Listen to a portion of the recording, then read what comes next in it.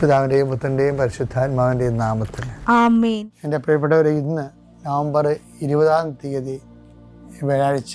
അമ്മേ പരിശുദ്ധ അമ്മേ, അമ്മേ പരിശുദ്ധ ദൈവമാതാവേ, കൃപാസനത്തിലൂടെ ഞങ്ങൾക്കും ഞങ്ങളുടെ ദേശത്തിനും അമ്മ മധ്യസ്ഥം തേടി തന്ന എല്ലാ അനുഗ്രഹങ്ങൾക്കും കൃപകൾക്കും ഞങ്ങളിപ്പോൾ ഹൃദയം നിറഞ്ഞ നന്ദി പറയുന്നു. അമ്മേ പരിശുദ്ധമ്മേ ദൈവമാതാവേ, 2004 ഡിസംബർ 7 ഉച്ചകഴിഞ്ഞ് 2:30 കൃപാസനത്തിൽ സംഭവിച്ച അമ്മയുടെ പ്രത്യക്ഷപ്പെടലിനെ കുറിച്ച് തിരുസഭയ്ക്ക് സമർപ്പിച്ചിരിക്കുന്ന പഠനരേഖകളുടെ മേൽ സഭാത്മകമായ പഠനം ആരംഭിക്കുവാൻ ഞങ്ങൾ പ്രാർത്ഥിക്കുന്നു.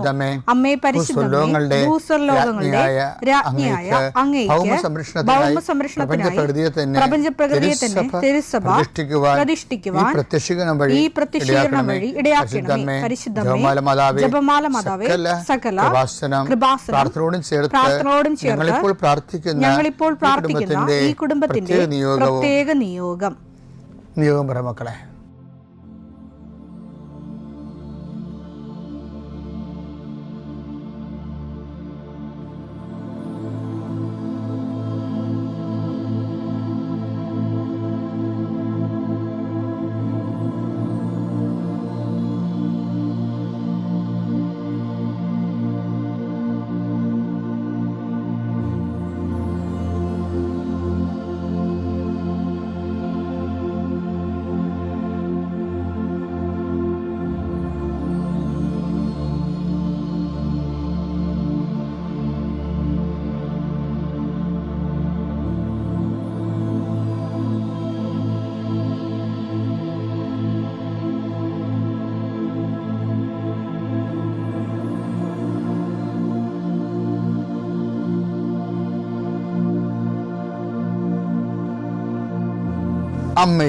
അമ്മയുടെ പ്രത്യക്ഷീകരണത്തിന്റെ ഈ അനുഗ്രഹവേളയിൽ ഞങ്ങൾക്ക് സാധിച്ചു തരുവാൻ കനിയണമേ.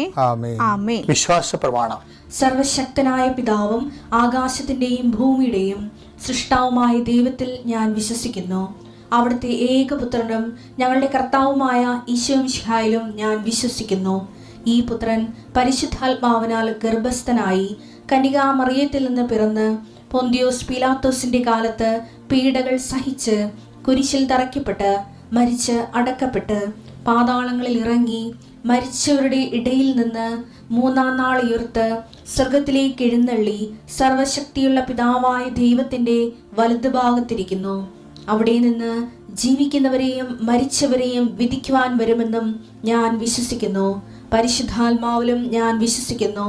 വിശുദ്ധ കത്തോലിക്കാ സഭയിലും പുണ്യവാന്മാരുടെ ഐക്യത്തിലും പാപങ്ങളുടെ മോചനത്തിലും ശരീരത്തിന്റെ ഉയർപ്പിലും നിത്യമായ ജീവിതത്തിലും ഞാൻ വിശ്വസിക്കുന്നു. ആമേൻ. സ്വർഗ്ഗസ്ഥനായ ഞങ്ങളുടെ പിതാവേ, അങ്ങയുടെ നാമം പൂജിതമാകണമേ. അങ്ങയുടെ രാജ്യം വരണമേ. അങ്ങയുടെ തിരുമനസ് സ്വർഗത്തിലെ പോലെ ഭൂമിയിലും ആകണമേ.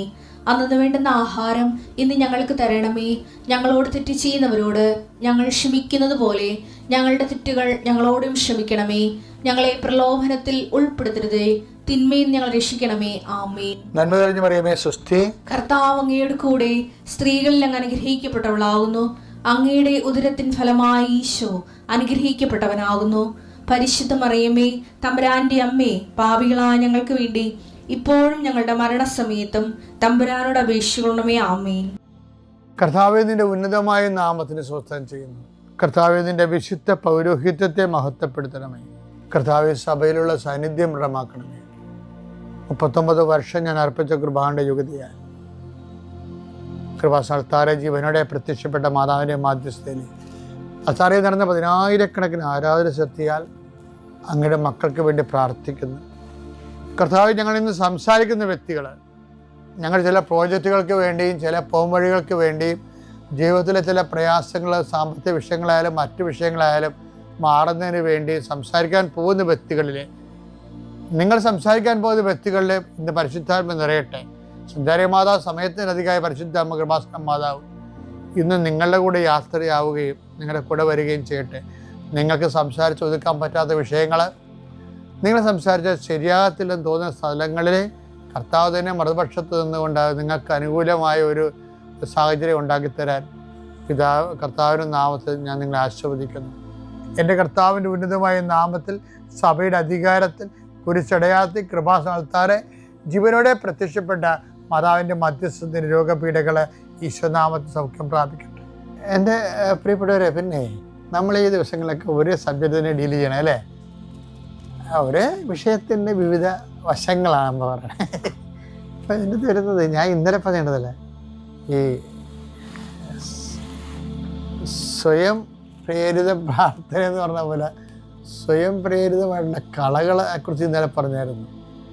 വെച്ച് കഴിഞ്ഞാൽ ഇപ്പോൾ പ്രഭു അങ്ങ് നമ്മൾ നല്ല വിത്തല്ലേ വിതച്ചത്, പിന്നെ കളകൾ എങ്ങനെ ഉണ്ടായി? അത് പറയും അത് ശത്രു ചെയ്ത പണിയാണെന്ന് പറയും. അത് പുറത്തുനിന്ന് തന്നെ കളകളാണ്, പക്ഷെ അകത്തുനിന്ന് തന്നെ കളകൾ ഉണ്ടാകും. മത്തായി 13:27 വേലക്കാർ ചെന്ന് വീട്ടുടമസ്ഥനോട് ചോദിച്ചു യജമാനനെ നീ വയലിൽ നല്ല വിത്തല്ലേ വിതച്ചത്, പിന്നെ കളകൾ ഉണ്ടായത് എവിടെ നിന്ന്? കളകൾ ഉണ്ടായത് എങ്ങനെ? അവൻ പറഞ്ഞു ശത്രുവാണ് ഇത് ചെയ്തത്. ഒരു എക്സ്റ്റേണൽ ആയിട്ട് പുറത്തുനിന്നുള്ള ഒരു ബാഹ്യ ശക്തിയാണ്, ശത്രുവാണ് ഇത് ചെയ്തത്. അപ്പോൾ കളകൾ പുറത്തുനിന്ന് വരാം, അങ്ങനെ നമ്മുടെ വിശ്വാസം ഫെയ്ഡാകാം. മറ്റുള്ളവർ പറയും ഓ അതല്ലെങ്കിലും നീ ജയിക്കുമായിരുന്നു, അല്ലെങ്കിലും ആ ഉദ്യോഗത്തിനെ കിട്ടുമായിരുന്നു, അല്ലെങ്കിലും പ്രാർത്ഥിച്ചവർക്ക് മാത്രമാണ്, പ്രാർത്ഥിക്കാത്തവർക്കും വിസ പ്രോസസ്സ് ചെയ്തില്ലേ. അപ്പോൾ പുറത്തുനിന്ന് കളകൾ വിതക്കും. അപ്പോൾ എന്ത് വരും എന്ന് വെച്ച് കഴിഞ്ഞാൽ നമ്മളും അങ്ങനെ അത് വിശ്വസിക്കും. ചിലപ്പോൾ ശരിയായിരിക്കും അല്ലേ? ഈ സ്വന്തം അമ്മ തന്നെ ഇപ്പം പറയും എൻ്റെ മകളെ കണ്ണ് പൂട്ടിയിട്ടില്ല, കണ്ണ് പൂട്ടാതിരുന്ന് കാല് ചരുവത്തിൻ്റെ അകത്ത് വെള്ളം എടുത്തിട്ട് കാല് വെള്ളത്തിൽ വെച്ചാണ് പഠിച്ചത്. ഇപ്പം ആദ്യം അങ്ങനെ പറയത്തില്ല. ആദ്യം പറയണത് അവൾ പ്രാർത്ഥിച്ചായിരുന്നു, ഞാനും പ്രാർത്ഥിച്ചായിരുന്നു, ഞങ്ങളെല്ലാം കുടുംബത്തോട് പ്രാർത്ഥിച്ചായിരുന്നൊക്കെ പറയണ ആൾക്കാർ 6 മാസം കഴിയുമ്പോൾ പറയും ചരുവത്തിൽ വെള്ളം വെച്ചായിരുന്നു, കണ്ണ് പൂട്ടാതെ ഇരുന്നാണ് പഠിച്ചത് എന്നൊക്കെ പറഞ്ഞിട്ട് ദൈവത്തിന് കൊടുക്കേണ്ട മഹത്വം പിന്നെന്ത് ചെയ്യും? അത് വേറെ ആൾക്കാർക്ക് കൊടുക്കും. അല്ലെങ്കിൽ നല്ല ട്യൂഷൻ മാസ്റ്റർ, ഇപ്പം തന്നെ ചില ആൾക്കാരൊക്കെ സ്പോർട്സിനൊക്കെ പോകും, അവർ കന്നകാളയെന്ന് മറ്റും നിലവിളിച്ച് ജപമാല ചൊല്ലി കൃപാസനം കാശുരൂപമൊക്കെ വിശ്വാസ പ്രമാണം ചൊല്ലിയൊക്കെയാണ് ഇത് ചെയ്യണമെങ്കിലും ജയിച്ചു കഴിയുമ്പോൾ സാറാണെന്നെ ജയിപ്പിച്ചെന്ന് പറയും. ആര്? ട്രെയിൻ ചെയ്തിട്ടുള്ള ആ സ്പോർട്സിൻ്റെ ട്രെയിനറില്ലേ ആണ് പറയും. പിന്നെ മാതാപിതാക്കന്മാരെ പറയും. 3-ാം കൂലിയായിട്ടാണ് ദൈവത്തെ പറയേണ്ടത്. അവരറിഞ്ഞുകൊണ്ട് ചെയ്യണതല്ല, പക്ഷെ അറിയാതെ ചെയ്താലും പണി പാഴ്സൽ വരുമെന്നുള്ള കാര്യം ഉറപ്പാണ്. ഇപ്പോൾ നമ്മൾ ശ്രദ്ധിക്കണം.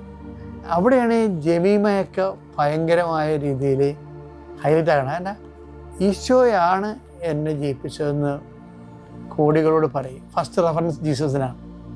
നിങ്ങൾ ദൈവത്തിന് റെഫറൻസ് കൊടുക്കണം എന്നല്ല, ദൈവത്തിന് നിങ്ങൾ കൊടുക്കണ വേസ്റ്റ് ആകാതിരിക്കാൻ ശ്രദ്ധിക്കണം. ആദ്യം റഫറി, ആദ്യം ഗൈഡ്, ആദ്യം കോച്ച്, പിന്നെ മാതാപിതാക്കന്മാർ, പിന്നെ ദൈവം എന്ന് പറയുമ്പോൾ 3-ാമത്തെ വേസ്റ്റാണ് ദൈവത്തിന് കിട്ടുന്നത്. അങ്ങനെയാണെങ്കിൽ മിണ്ടായിരിക്കണം നല്ലത്, വായു വല്ല ക്ലിപ്പിട്ടിരിക്കുന്ന നല്ലത്. മിണ്ടണ്ട, വെറുതെ ദൈവത്തിൻ്റെ കാര്യം 3-ാമത് പറഞ്ഞ് പണി മേടിക്കേണ്ട ആവശ്യമുണ്ട്. നിൻ്റെ വേസ്റ്റ് അടിക്കാതിരിക്കണം ദൈവം. അപ്പം മിണ്ടരുത് നീ. അപ്പം എന്താ? അതുകൊണ്ടാണ് ദൈവത്തിന് കൊടുക്കേണ്ട മഹത്വം. വിശ്വാസമുള്ളവർ ദൈവത്തിൻ്റെ കാര്യം പറയണമെങ്കിൽ ഫസ്റ്റായിട്ട് പറഞ്ഞേക്കണം, അല്ലെ പറയാൻ നിൽക്കരുത്. കാരണം നീ ദൈവത്തെ അല്ലല്ലോ അവലംബിക്കണത്. പിന്നെ എന്താ ദൈവത്തിൻ്റെ കാര്യം പറയണത്?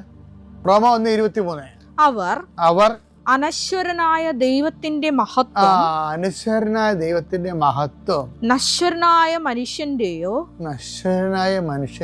പക്ഷികളുടെയോ മൃഗങ്ങളുടെയോ ഇഴജന്തുക്കളുടെയോ സാദൃശ്യമുള്ള വിഗ്രഹങ്ങൾക്ക് കൈമാറി. അപ്പം ഇതുപോലെ ഈ ദൈവത്തിന് കൊടുക്കേണ്ട മഹത്വം വേറെ ആർക്ക് കൊടുത്താലും എപ്പോഴും നമ്മൾ സംഭവം, നിങ്ങളുടെ പരിഗണന പട്ടികയിൽ ദൈവം ഉണ്ടെങ്കിൽ അത് 1-ാം സ്ഥാനത്ത് വരണം, അല്ലെ പിന്നെ മിണ്ടാതിരിക്കണം. അതാണ് ജെമീമ അവിടെ വിജയിക്കുന്നത്. അവൾ 1-ാം സ്ഥാനത്ത് കർത്താവിനെ കൊണ്ടുവന്നു.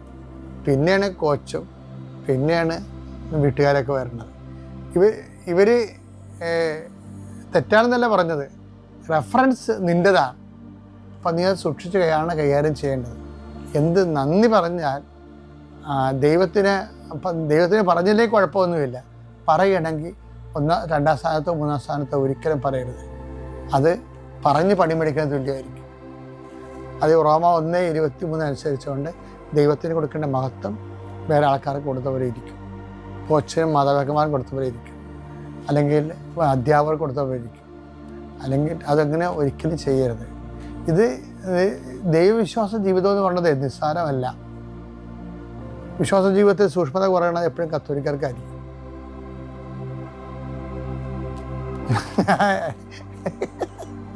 ഞാൻ പറഞ്ഞിട്ട് എത്രയോ ഞാൻ പറയുന്നുള്ളത് ആൾക്കാരെ.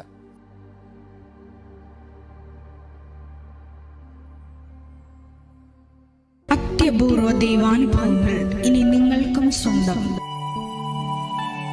ഈ യൂട്യൂബ് ചാനൽ ഇതുവരെ സബ്സ്ക്രൈബ് ചെയ്തിട്ടില്ലെങ്കിൽ ഇപ്പോൾ തന്നെ സബ്സ്ക്രൈബ് ചെയ്യുക. ഈ വീഡിയോ ഇപ്പോൾ തന്നെ നിങ്ങളുടെ സുഹൃത്തുക്കൾക്ക് ഷെയർ ചെയ്തുകൊണ്ട് കർത്താവിൻ്റെ പ്രേക്ഷിതരാകുക.